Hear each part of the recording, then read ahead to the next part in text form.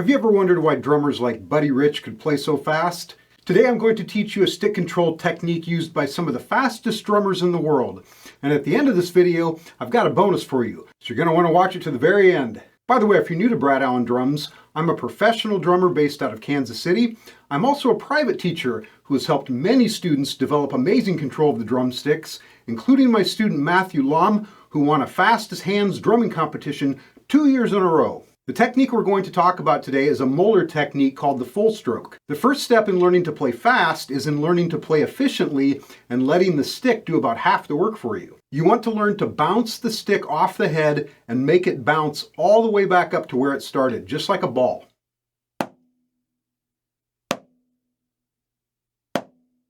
By the way, if you're enjoying these videos, please click those like and subscribe buttons. That really helps me to grow this channel. Thank you in advance. To learn to bounce the stick, you need to start with a very loose grip. Hold on with just the back 3 fingers, not with the index finger and thumb.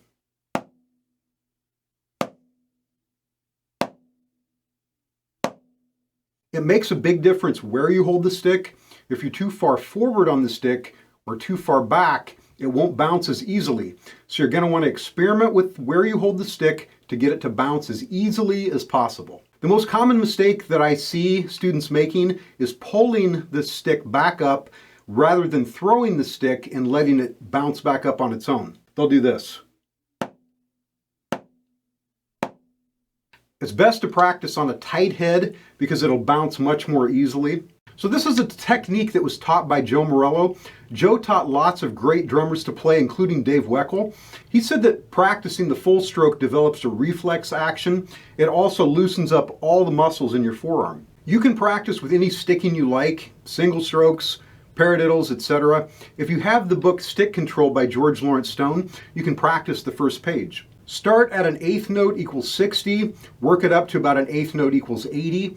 It's not a speed exercise, it's more of a strength or a coordination exercise. It's a similar technique to lifting weights. If you can bounce the stick and make it rebound all the way up here, it will be easy to bounce the stick when you're 4 to 6 inches off the head and you're playing fast. So here's a metronome marking of eighth note equals 60.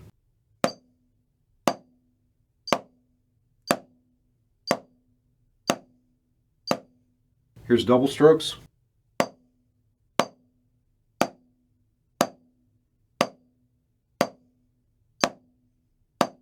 Practice this for about 10 to 15 minutes a day. When you get comfortable with a very loose grip, try putting all your fingers and thumb on the stick, but don't start pulling it up. Maintain that same feeling of bouncing the stick.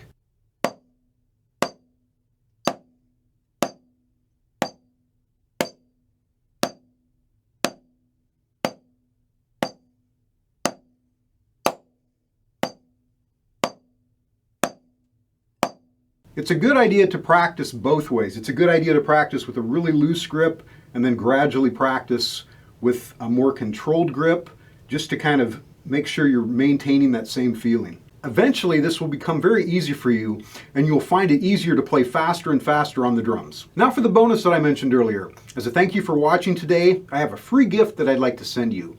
I have 10 of my best exercises for speed that I'd like to send you, and these are the same type of exercises that helped my student Matthew Lam win that fastest hands drumming competition. Just follow the link in the video or in the comments below to get a free copy. Please comment below and tell me the primary style of music you currently play, or if you want to just comment helpful, that would also be really awesome. Be sure to subscribe to my drum channel for new videos every week. Thank you for watching, and I have a whole playlist that will help you with stick control. Please watch those next, and I'll see you next time.